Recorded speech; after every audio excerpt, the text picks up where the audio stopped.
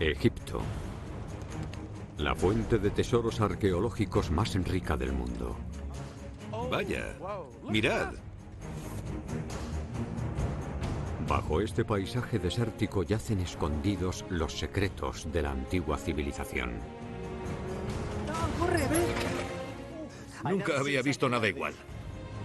Ahora, durante una campaña completa de excavaciones, nuestras cámaras han tenido un acceso sin precedentes para seguir a los equipos que están en primera línea en el campo de la arqueología.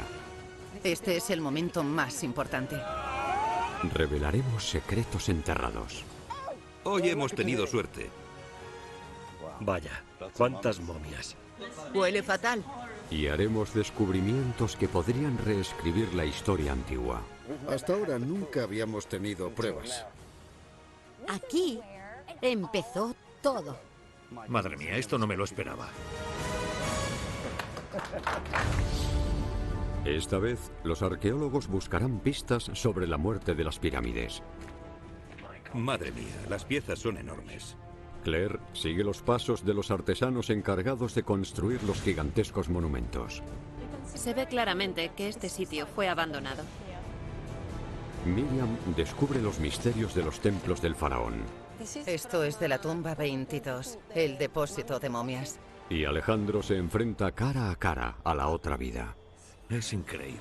En las tumbas del extremo sur de Egipto, hace tiempo olvidadas. No tengo palabras.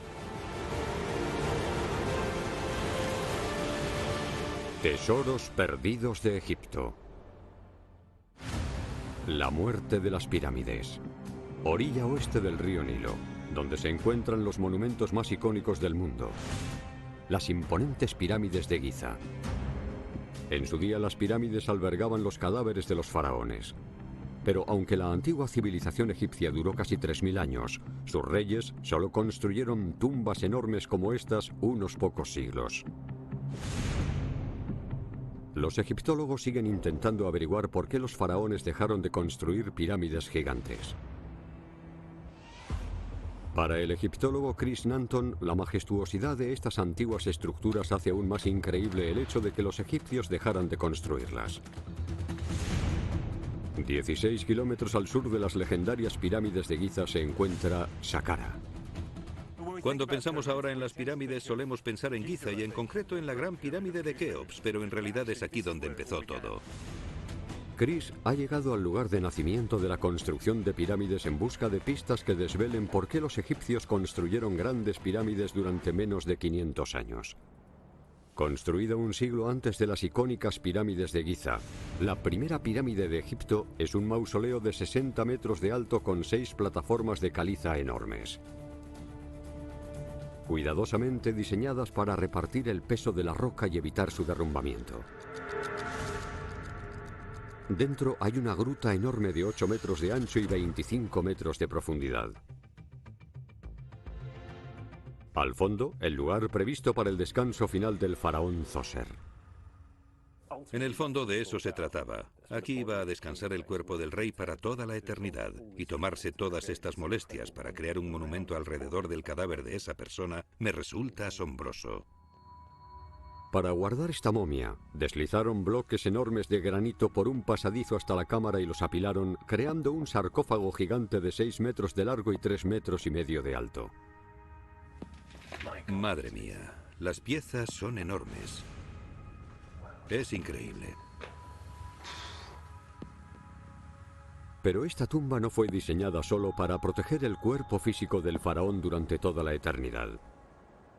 Lo más importante para que tuviera éxito en la otra vida es que la pirámide aseguraba que el rey fuera recordado por los vivos. Se completó en el año 2650 a.C. y provocó una revolución arquitectónica. La pirámide de 6 pisos de Zoser no fue solo la primera pirámide. Fue la primera estructura monumental construida en piedra del mundo.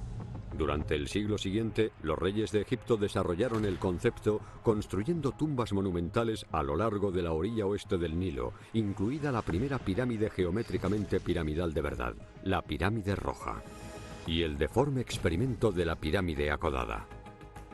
Después, una dinastía de faraones construyeron los monumentos más icónicos de Egipto, las pirámides de Giza. Tan solo unos siglos después que surgiera del desierto la gran pirámide de Keops, se vislumbraba una nueva era en el horizonte. 700 kilómetros al sur de las pirámides, en la actual Asuán, se encuentra el corazón de la provincia más meridional del antiguo Egipto. El profesor Alejandro Jiménez Serrano lleva 11 campañas aquí descubriendo enterramientos de los gobernadores más ricos de la región. Cree que desempeñaron un papel en la caída en desgracia de las pirámides. Las pirámides eran símbolos de poder que separaban a los reyes del resto de la sociedad, ofreciéndoles así un acceso privilegiado a la otra vida. Pero mientras los faraones erigían sus pirámides en el norte, los nobles del sur cada vez eran más ricos. E ideaban sus propios planes para la eternidad, esculpiendo tumbas cada vez más elaboradas en las colinas. Hoy, Alejandro está excavando una nueva zona de la antigua metrópolis. La sociedad del antiguo Egipto se ve reflejada en los cementerios. Así podemos ver cómo era la vida simplemente excavando las tumbas. Son las 8 de la mañana y su equipo ya ha hallado algo. Ya veremos si hemos tenido suerte con este hallazgo. No se descubre una tumba todos los días. Crucemos los dedos. Una zona lisa de la roca emociona al equipo. En esta zona se ve el tallado antiguo para lograr alisar lo que sería la fachada de la tumba. La fachada de roca, naturalmente abrupta, fue alisada con antiguos cinceles. Si esta es la tumba de un noble, podría contener inscripciones que arrojaran luz al papel que desempeñaron los gobernadores en el declive de las pirámides. Esta es la típica tumba de miembros de la nobleza de Kubé del Jagua. Estamos buscando la puerta. Siguiendo el río durante 700 kilómetros en la orilla oeste del Nilo, Chris ha venido a Giza a explorar el sumum de la construcción de pirámides. Quiere entender cómo evolucionaron estos monumentos desde las primeras pirámides de Saqqara. Y quiere buscar pistas que expliquen por qué se abandonaron. Estos gigantes de piedra incluían nuevos diseños para proteger al faraón de los ladrones tras su muerte. A las afueras de la gran pirámide de Keops, una cubierta continua de losas y bloques de resplandeciente caliza oculta la única entrada a la pirámide. Un estrecho túnel a 18 metros del nivel del suelo. Pero este pasadizo también estaba sellado. Los saqueadores tuvieron que romper enormes bloques de granito de 2 metros de ancho para llegar a un inclinado pozo que lleva al centro de la pirámide. Arriba tuvieron que enfrentarse a 3 enormes bloques de granito más. Antes de llegar finalmente a la cámara funeraria donde estaban enterrados el rey y sus riquezas. Al lado de la gran pirámide, el hijo de Keops, Kefren, construyó su propia pirámide. Y debajo un complejo de monumentos y templos diseñados para ayudar a su resurrección. Los sacerdotes vendrían a hacer ofrendas a la sombra de la pirámide, asegurándose así de que el nombre del faraón seguía vivo. Uno de esos monumentos cuidadosamente posicionados es la escultura más enigmática del mundo antiguo, la Gran Esfinge. Los egipcios estaban muy interesados en el alineamiento y uno de los grandes logros de la meseta de Giza fue su capacidad de ubicar los monumentos así a gran escala. La esfinge y el templo que hay enfrente y la pirámide que hay detrás están cuidadosamente alineados uno con otro. Chris busca pruebas de cuándo abandonaron los faraones sus monumentos. Entre las zarpas de la criatura encuentra una losa de una piedra distinta, añadida 1000 años después.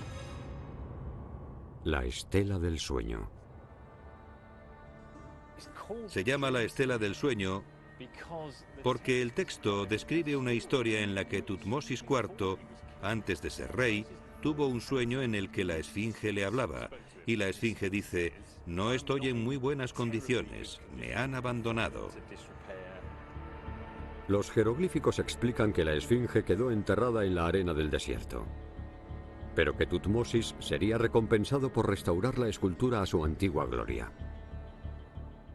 Si el que se convertiría en Tutmosis IV podía hacer las reparaciones necesarias y retirar la arena, a cambio, la propia esfinge le otorgaría el reinado al joven príncipe. Es decir, que el trato es que si Tutmosis IV hacía lo que quería la esfinge, se convertiría en rey.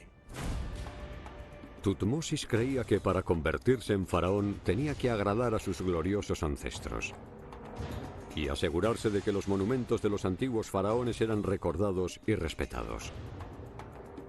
Cuando se convirtió en faraón, Tutmosis reformó la esfinge durante un periodo conocido como el Imperio Nuevo, la cúspide del poder egipcio en una historia que se remontaba a miles de años. Los primeros pequeños asentamientos se extendieron por el Nilo alrededor del año 5000 a.C. y cultivaban la fértil tierra que finalmente creció hasta convertirse en el Estado de Egipto. Alrededor del año 2700 a.C. comenzó el Antiguo Imperio, la época de los grandes constructores de pirámides. Pero en 2175 a.C. su civilización se vino abajo cuando su reinado se desintegró y Egipto cayó en el caos. 500 años después nació el Imperio Nuevo, la Edad Dorada de Tutankamón, la reina Nefertiti y Ramsés el Grande. Pero estos faraones no construyeron pirámides. Cuando Tutmosis IV rescató a la esfinge de la arena, la construcción faraónica de uno de los monumentos más icónicos de Egipto estaba abandonada. ¿Pero por qué? 120 kilómetros al este de las pirámides se encuentra Ain Sugna, en la costa del Mar Rojo de Egipto. La arqueóloga francesa Claire Somaglino lleva 9 años excavando antiguas estructuras aquí. Cree que este enclave remoto encierra secretos que explicarían el auge y declive de las pirámides. Muchas de las estructuras que ha hallado datan de la época dorada de la construcción de las pirámides. Aquí hay múltiples capas del Imperio Antiguo, desde el comienzo del uso de este lugar durante el reinado de Kefren. Pero de todas las construcciones que desentierra, ninguna muestra pistas de una ocupación prolongada. Ain Sugna parece ser un campamento. Hay moradas y talleres y zonas para cocinar, todo lo que se podría necesitar en una expedición. Ocuparon este lugar durante solo 2 o 3 meses. Claire busca pistas de qué podría revelar este campamento sobre la época de los constructores de pirámides de Egipto. Las escrituras talladas en la cara de una roca cercana podrían contener pistas. En las colinas de Ain Sugna, el seco clima ha conservado los grabados en la roca realizados por la gente que estuvo aquí. Algunos de esos grabados datan de hace solo 50 años. Pero otros tienen miles de años. Los grabados más antiguos que se conservan son estas inscripciones del rey Mentuhotep, y cuenta que en el primer año de reinado de dicho rey envió una expedición para llevar cobre. Y justo después de Mentuhotep, Amenemhat envió una expedición de 4000 hombres esta vez, que era una expedición enorme para esta época. Los grabados sugieren que el campamento de Ain Sugna era una escala en una cadena de suministro. Una cadena que proveía a los faraones del recurso que más necesitaban para la construcción de las pirámides. El metal fundamental para esculpir en piedra antigua. El cobre. Claire cree que procedían de las minas de Sinaí, cruzando el Mar Rojo. Cuando el faraón necesitaba más cobre, enviaba a un ejército de trabajadores hacia el este atravesando el desierto. Algunos llevaban piezas de barcos que se montaban en la costa y navegaban por el Mar Rojo. Los hombres se pasaban 2 meses trabajando en las minas de Sinaí, excavando cientos de kilos de cobre. Y cuando llenaban los barcos, volvían con el mineral al continente. listo para recorrer el Nilo y llegar a las pirámides. Los descubrimientos revelan que el puerto de Ain Sokhna fue esencial para la construcción de las estructuras más grandes que el mundo había visto jamás. El cobre era un recurso estratégico para ellos, porque lo usaban para fabricar herramientas, y eso era muy importante para la construcción de las pirámides, la Esfinge y los grandes monumentos de la época. Si Claire quiere encontrar pistas de la caída de las pirámides, tendrá que excavar. En la orilla oeste del Nilo, en la antigua Tierra de los Muertos de Egipto, la experta en jeroglíficos, Cristel Álvarez, se encuentra en la que los arqueólogos expertos en pirámides consideran que fue la última construida en la gran era de las pirámides. La tumba del faraón Pepi II se construyó 400 años después de la pirámide escalonada original de Saqqara. Vaya. Es preciosa. ¿Cuántos colores? El verde sigue viéndose muy brillante. Busca pistas que expliquen por qué la obsesión con la construcción de pirámides empezó a acabarse aquí. Los jeroglíficos cubren casi todas las superficies e incluyen el signo real que contiene el nombre del faraón. Este es el cartucho del rey y pone: vivirá, no morirá. Y la misma sección del texto se repite una y otra vez. Los muros de la tumba de Keops en la Gran Pirámide de Giza están en blanco. Pero aquí, en la tumba de Pepi, están cubiertos de encantamientos diseñados para ayudar al faraón a entrar en el inframundo sin problemas. Lo que vemos entre esta pirámide y otra es el deseo de incluir todos los textos que fuera posible y usar todo el espacio disponible para inscribir el texto. A medida que iba avanzando la era de las pirámides, los faraones iban llenando sus tumbas cada vez con más protecciones mágicas para sus cuerpos y almas. Los textos mantenían su fe en el poder de las pirámides, a la vez que su poder en el reino de Egipto estaba a punto de derrumbarse.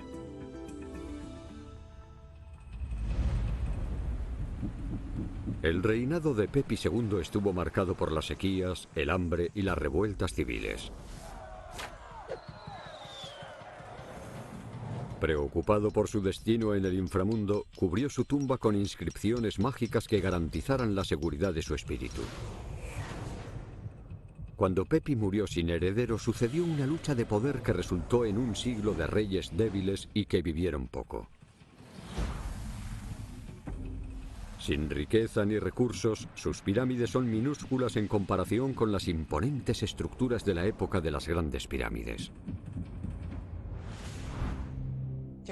Durante el final del Imperio Antiguo, hubo muchos reyes que reinaron periodos muy cortos de tiempo, y de la mayoría de ellos no hemos encontrado ninguna tumba. Las pirámides, una tradición que definió a una civilización, se extinguieron. En Kubet el Hawa, cerca de la ciudad meridional egipcia de Asuán, Alejandro espera que los enterramientos de los nobles más poderosos del antiguo Egipto ayuden a explicar la muerte de las pirámides. Si esta roca plana cincelada es una tumba, sus secretos podrían encontrarse bajo sus pies. Haya otra pista de que puede haber una puerta cerca. Aquí hay restos de termitas. Se solían comer la madera de los ataúdes. Estamos siguiendo el camino de los insectos. Dado que puede haber delicados artefactos cerca, el equipo necesita la mano experta de Alejandro. Aquí está la entrada. Increíble. Ajá, el final de la puerta.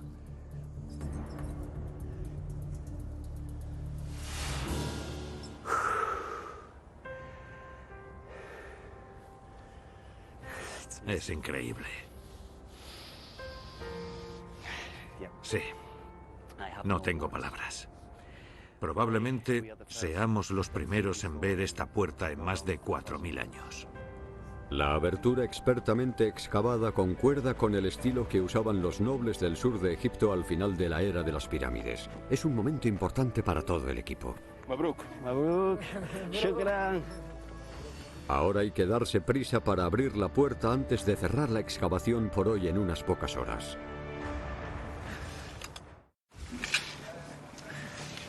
Estamos a mitad de mañana en la excavación de Alejandro en Kubet el Hawa, y el turno de los trabajadores acaba a la 1 de la tarde. Las termitas le han conducido a la entrada de la tumba de un noble, pero para liberar la puerta, el equipo debe excavar la abertura y también toda la zona frente a la tumba. Si no, la arena volverá a inundar la tumba.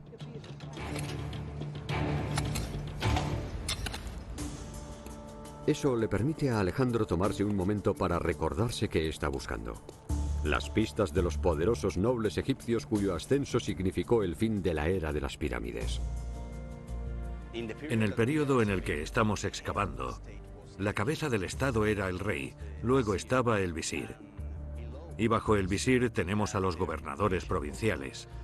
Se podría decir que ellos eran los número 3 del Estado.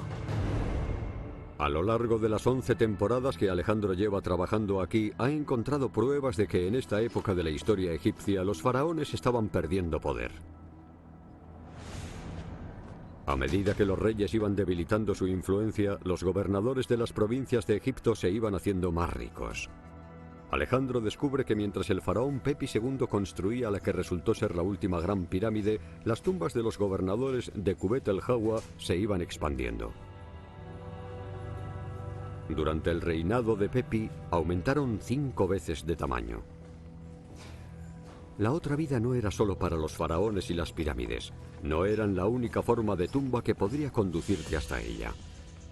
Esto es lo que esperamos encontrar en la tumba que acabamos de descubrir. Es una puerta falsa, que es la puerta mágica que usaban los muertos para recibir sus ofrendas. Los egipcios creían que el espíritu de los fallecidos se revelaría ante los visitantes que cogerían las ofrendas de comida para alimentarse en la otra vida. Si la nueva tumba tiene una puerta falsa, podría esconder valiosa información jeroglífica sobre hasta qué punto los gobernadores eran poderosos al final de la era de las pirámides.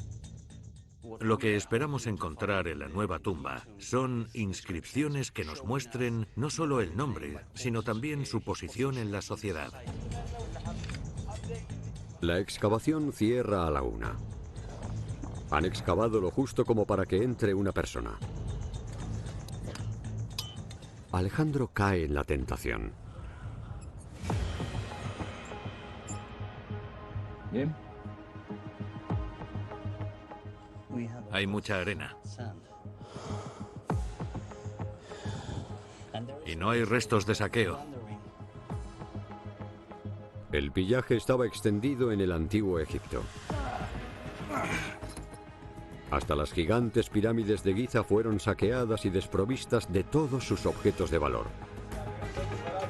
Como no hay rastros de un robo, Alejandro tiene buenos motivos para ser optimista sobre los tesoros que pueden esconderse bajo las toneladas de arena.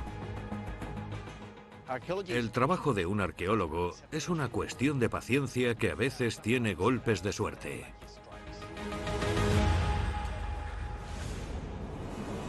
En Ain Sugna, en la costa del Mar Rojo de Egipto, el equipo de Claire abre una nueva trinchera del antiguo campamento. Su compañera, la arqueóloga Adeline Batts, está armando la historia de las expediciones de cobre del faraón. Adeline está dibujando la estratigrafía que tenemos aquí. Es muy interesante porque se ven todas las capas distintas de ocupación de esta parte del emplazamiento. ¿Vas a ayudarme? No, voy a ver qué estás haciendo. Tenemos piezas de cerámica. Descubre un hueco en los registros. Se ven claramente las capas de ocupación, porque hay cenizas mezcladas con arcilla y arena. Estas son las capas del antiguo imperio. En la estratigrafía se ve muy claramente que el lugar se abandonó aquí. Una gruesa capa de barro, que queda debajo de décadas de vientos e inundaciones, cubre las cenizas de los fuegos de los trabajadores de la era de las pirámides. El descubrimiento demuestra que nadie fue allí durante un siglo o más.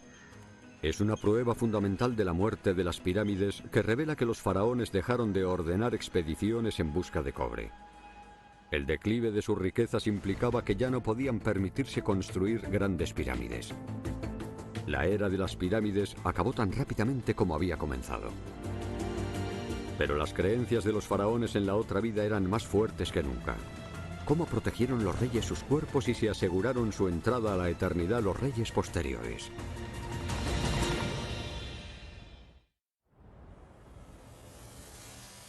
$700 años después de que el faraón Pepi II construyera la última gran pirámide, los faraones del Imperio Nuevo habían restablecido su poder supremo en Egipto. Y trasladaron la capital al sur hasta Tebas, en lo que hoy es Luxor. Chris atraviesa el río Nilo para investigar cómo los gobernantes del Imperio Nuevo buscaron garantizar su eternidad. Estos ricos faraones podían permitirse tumbas tan grandiosas como la Gran Pirámide de Keops. Pero durante el caos posterior al fin del reinado de los antiguos faraones, las antiguas pirámides fueron saqueadas. Los antiguos textos describen los altercados, los cadáveres se sacaron de las tumbas y los bienes funerarios desaparecieron. Robaron las momias de los faraones o las destruyeron junto con sus sueños de una vida eterna. Desesperado por evitar ese destino, el faraón pionero del Imperio Nuevo, Tutmosis I, comenzó una revolución en la construcción de templos reales. Se inspiró en los gobernadores del sur y decidió esculpir su tumba en la roca. Su plan para proteger su momia era esconderse. En un valle al oeste de Tebas, el rey escogió su lugar y esculpió un pozo de más de 200 metros de profundidad en la montaña. Tiene cámaras subterráneas para las riquezas que se llevaría a la otra vida. Y en una fastuosa tumba al fondo del túnel, un sarcófago mantendría a salvo su cuerpo. Siguiendo su ejemplo, prácticamente todos los faraones durante los siguientes 500 años excavaron tumbas en esta montaña para crear sus palacios del inframundo. Crearon así una ciudad subterránea de reyes muertos que se acabó llamando el Valle de los Reyes. Una de las tumbas mejor conservadas del valle perteneció a uno de los más grandes faraones de Egipto, Ramsés III. En cuanto entras en esta tumba, te sorprende mucho su tamaño monumental. Todas las superficies están decoradas, hay inscripciones jeroglíficas por todas partes, imágenes grandes del rey. Es absolutamente impresionante. Al igual que Pepi II cubrió su última gran pirámide de conjuros en jeroglíficos, Ramsés esperaba que el arte mágico asegurara su peligroso pasaje hacia la resurrección. Es un viaje muy peligroso, un viaje arriesgado, y se encuentra con todo tipo de demonios en su camino, pero con la ayuda de los dioses que le acompañan por toda la tumba, consigue realizar el viaje sin problemas. Los faraones del Imperio Nuevo creían que sus tumbas esculpidas en la roca protegerían a sus momias ahí donde las pirámides habían fallado. Pero los arquitectos de Ramsés no dejaron nada al azar y diseñaron pozos muy escarpados a medida que iban tunelando la roca. Esta es una parte muy importante de la tumba. Es un pozo que constituye una característica esencial de las tumbas del Valle de los Reyes, diseñada para detener a los ladrones, hermosamente decorado con imágenes del dios. Aún enterrado a cientos de metros en el corazón de la montaña, Ramsés temía que su tumba fuera saqueada. Aunque la tumba se debió de sellar y la idea debió de ser que nadie entrara jamás aquí, su decoración es increíblemente hermosa. Quizá tan solo para que la vieran los dioses. Tan solo había un problema. Para vivir toda la eternidad, un rey no solo necesitaba conservar su cuerpo, tenía que ser recordado por los vivos. Las pirámides tenían monumentos y templos adyacentes donde los sacerdotes celebraban la memoria del faraón fallecido. Ramsés no quería que se supiera la ubicación de su cuerpo y sus riquezas con una pirámide, pero aún así necesitaba un monumento que mantuviera vivo su nombre. En la orilla oeste del Nilo, cerca de Tebas, Ramsés erigió una puerta gigante de 25 metros en la que esculpió enormes imágenes suyas derrotando a sus enemigos.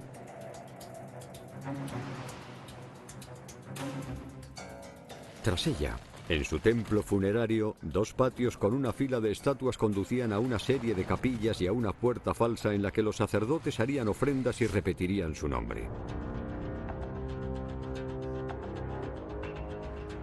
Alrededor del templo construyó muros de ladrillos de barro de 9 metros de ancho que se extendían a lo largo de más de 800 metros para convertir su templo en una fortaleza para la veneración. A 1,5 kilómetros del templo de Ramsés se encuentra otro gran monumento en honor a un faraón del Imperio Nuevo. El templo de millones de años de Tutmosis III. El templo lleva en ruinas desde los tiempos antiguos, pero la doctora Miriam Seco Álvarez lidera un proyecto para resucitar este lugar. Cuando comenzamos el proyecto en 2008, todo esto era una montaña de arena. No se veía nada. Quiere descubrir exactamente cómo pretendían que estos nuevos monumentos aseguraran la otra vida del faraón sin una pirámide. El arqueólogo Manuel Abelleira busca a las afueras de los muros en busca de pistas de cómo se usaba el templo. Registra meticulosamente cada hallazgo que desentierran los trabajadores cerca de los muros del templo. Bien, Shukran. Los antiguos egipcios hacían ofrendas de comida como dátiles para honrar la memoria del faraón. Pero entre la fruta de 3.500 años de antigüedad encuentra objetos más valiosos. Tenemos jarras que debieron contener cerveza. Era una de las ofrendas más importantes de entonces. Aquí hemos encontrado miles de jarras. Las ofrendas de jarras de cerveza significan que el arqueólogo Javier Martínez Babón puede ubicar al templo en el tiempo. Algunas contienen la firma jeroglífica de faraones posteriores. Por ejemplo, aquí tenemos el nombre de Tutmosis IV. Aquí tenemos el nombre de Tutankamón. Otros reyes y reinas hicieron estas ofrendas a la memoria del rey. Las jarras demuestran que durante siglos los gobernantes de Egipto realizaron ofrendas en este templo para mantener vivo el nombre de Tutmosis III. Y mientras, su momia descansaba a salvo escondida en el Valle de los Reyes. Pero Miriam está descubriendo que los egipcios no solo dejaban ofrendas de cerveza y comida en el templo. A tan solo unos minutos de que cierre el emplazamiento, el equipo de Miriam descubre un enterramiento. Vosotros dos, ¿no? Este emplazamiento tiene un horario límite estricto y no pueden dejar un esqueleto expuesto toda la noche. Si encontramos un cadáver, tenemos que retirarlo ese mismo día. Si encontramos algo especial, tenemos que retirarlo para que no se estropee. El equipo se apresura por mover el antiguo esqueleto antes de que cierre el emplazamiento. Terminamos en 20 minutos, por eso tenemos un poco de prisa. Para allá, para la sombra, a ponerle la sombra. Tan solo quedan unos minutos para que cierren las puertas, pero el esqueleto ya está a salvo y listo para el análisis. Podría esconder pistas de cómo el templo salvaguardaba la otra vida de los faraones en la era posterior a la muerte de las pirámides. El esqueleto desenterrado a las afueras del templo de Tutmosis III no es el primero que ha encontrado el equipo de Miriam. Es uno de los más de 125 cadáveres antiguos que han desenterrado en este lugar. Muchos de una única tumba. El por qué están aquí es un misterio. Pero algunos están conservados en muy buenas condiciones. Los cadáveres podrían arrojar luz sobre cómo el templo de Tutmosis se suponía que debía funcionar tras su muerte. Miriam tiene como misión registrar cada antiguo cadáver en busca de pistas. La siguiente es una momia totalmente envuelta. No se puede arriesgar a retirar las vendas de lino, así que el doctor Roger Seiler, experto en dientes, se vale de los rayos X para buscar información. Queremos ver quién era esta persona. ¿Es un hombre o una mujer? Queremos saber su edad, qué comía, todo lo que podamos saber de esta persona. A ver. Ah. Tenemos la cabeza. Roger examina el cráneo para determinar el sexo y edad de la muerte del esqueleto. Esta persona tenía entre 18, 20 y 25 años. Los dientes están en buen estado. Es una persona joven. Vale. Es importante porque ¿Sabemos si es un hombre o una mujer? este ángulo indica que podría ser una mujer. Tal vez sería una mujer. Tal vez. Además está la forma de la barbilla. La radiografía indica que es el cuerpo de una mujer joven. Es de la tumba 22, de la época posterior, donde encontramos el depósito de momias. Sí. La tumba en la que fue enterrada data de una época casi 1000 años posterior a la construcción del templo. Es una pista que indica que el templo se consideró sagrado mucho después de la muerte de Tutmosis III. Si aún le recordaban, entonces estaba a salvo en su otra vida. Ahora tenemos que profundizar más para conseguir más información. Miriam tiene que descubrir quiénes eran estas personas para poder saber por qué las enterraron aquí. Trabajan en la docena de momias halladas en el emplazamiento. Falta la cabeza. Sí. Pero creo que este es un paquete de órganos. Sacaron los órganos internos, los momificaron por separado y los volvieron a meter. Una buena técnica de momificación. Algunas de las momias de este depósito de momias son de gran calidad. Momificación de gran calidad. Sí. La momia sugiere que los egipcios de la alta nobleza enterraban a sus muertos aquí casi a finales de la civilización del antiguo Egipto. Creían que este lugar contenía un poder que les ayudaría a llevar sus almas a la otra vida. El equipo tiene que seguir examinando y comparando los hallazgos. Pero una vez completado su análisis, Miriam puede devolver el cadáver a su lugar de descanso eterno. Bajan con cuidado los valiosos restos a 4,5 metros de profundidad. Este es el momento más importante. Siempre estamos preocupados. Cuidado, cuidado. La momia ya está a salvo en la cámara funeraria. Buen trabajo. El equipo la dispone para descansar. Ya tenemos a una persona más en paz. Los descubrimientos de Miriam sugieren que el templo siguió siendo sagrado casi 1000 años después de la muerte de Tutmosis III. Conservaba así su memoria y su vida eterna siempre que su cuerpo estuviera a salvo en el Valle de los Reyes. Parece que los planes para la otra vida de los faraones del Imperio Nuevo funcionaban. En las colinas de Kubet el Hawa, en lo que actualmente es Asuán, Alejandro y su equipo han retirado más de 30 metros cúbicos de arena de la tumba recién descubierta. Hemos estado trabajando dentro y fuera. Tenemos la posibilidad de acceder para comprobar si hay restos de los enterramientos originales. Si la tumba contiene inscripciones jeroglíficas o algún bien, podría ayudar a identificar al propietario. Y descubriría las prácticas funerarias de los nobles que desafiaron el poder de los faraones constructores de pirámides. Veo varios fragmentos de hueso. Los huesos han sobrevivido, pero ¿a quién pertenecen? El descubrimiento de Alejandro de restos humanos demuestra sin lugar a duda que ha encontrado una nueva tumba en Kubet el Hawa. Pero lo que necesita son jeroglíficos que identifiquen al dueño de la tumba y su estatus. Si hubo en su día una momia en esta cámara, quizá los valiosos artefactos funerarios estén en una cavidad adyacente. Es increíble. Tenemos el mismo material que encontramos en la otra cámara. La segunda cámara de la tumba está vacía. Casi con total seguridad fue desvalijada por ladrones. Pero Alejandro descubre que no solo la han saqueado. Estos caminos en el muro muestran que fue arrasada por una fuerza aún más destructora. Podemos suponer que aquí había ataúdes. Quizá también cajas. Y todo se lo han comido las termitas. No he visto nada igual.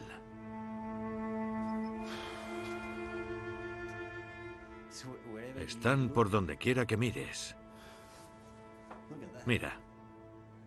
Estos son termitas. Odio a las termitas. ¡Qué decepción! Un desastre. Pero es parte del juego. Vamos. Al igual que las pirámides, las tumbas esculpidas en la roca no siempre podían salvar a sus propietarios de la destrucción.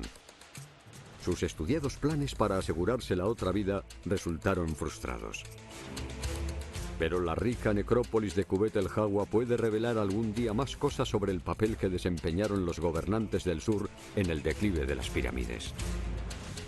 Hemos tenido mucha suerte en todas las campañas que hemos estado trabajando en Kubet el Hawa. Hemos descubierto 3 tumbas nuevas, 9 cámaras funerarias intactas, pero también hemos descubierto que aquí a veces las historias tienen un final distinto. Puede que no haya encontrado tesoros jeroglíficos esta vez, pero quizás la próxima Alejandro tenga más suerte. En el Valle de los Reyes, los faraones del Imperio Nuevo esculpieron sus tumbas en las profundidades de las montañas para protegerlas de los ladrones. Chris ha llegado a la tumba más icónica de la historia para descubrir hasta qué punto lo consiguieron. La tumba de Tutankamón, descubierta bajo varias capas de escombros por el arqueólogo Howard Carter en 1922. Este es el punto exacto en el que Carter hizo el primer agujero en el bloque y pudo ver la antecámara. En ese momento dijo sus palabras famosas cuando le preguntaron ¿ves algo? Y contestó cosas maravillosas. Y fue porque estaba viendo esta cámara, la antecámara, que estaba totalmente atestada de objetos, al igual que el resto de la tumba. Carter había descubierto la colección más importante de artefactos jamás descubierta de la época dorada de Egipto, incluida la famosa máscara del faraón. Pero para Chris, la mitología moderna de las riquezas de la tumba de Tutankamón no cuenta toda la historia. Sí que contenía cosas maravillosas, pero no toda la tumba estaba intacta. El mobiliario funerario de Tutankamón estaba apilado de forma caótica como si estuviera preparado para ser retirado. La tumba fue saqueada quizá tan solo unos días después del funeral, cuando se introdujo el cuerpo de Tutankamón en la tumba por primera vez. Parece que los saqueadores oportunistas se llevaron pequeños objetos de valor. Dejaron los objetos más grandes quizá con la intención de volver. Pero algo les detuvo. Ahora sabemos que hubo una inundación muy rápida en el valle que depositó una gran cantidad de material sobre la entrada a la tumba, y cuando se secó se solidificó hasta adoptar la consistencia del cemento. Era impenetrable, y la ubicación de la tumba era desconocida hasta que Howard Carter excavó la tumba en 1922. Fue la primera vez que alguien la veía desde la 18ª dinastía. La tumba de Tutankamón no fue la única tumba del Valle de los Reyes arrasada por antiguos ladrones. Todas las tumbas descubiertas hasta ahora fueron despojadas de sus tesoros hace mucho tiempo. No ofrecían mayor protección que los poderosos monumentos a los que reemplazaron. Las pirámides tampoco ofrecieron resistencia a los determinados saqueadores de tumbas. Y tras años de sequías y conflictos, los faraones no podían seguir permitiéndose construirlas. Pero los faraones lograron otro tipo de inmortalidad. Sus extraordinarias pirámides siguen siendo un recordatorio icónico de la mayor civilización del mundo antiguo.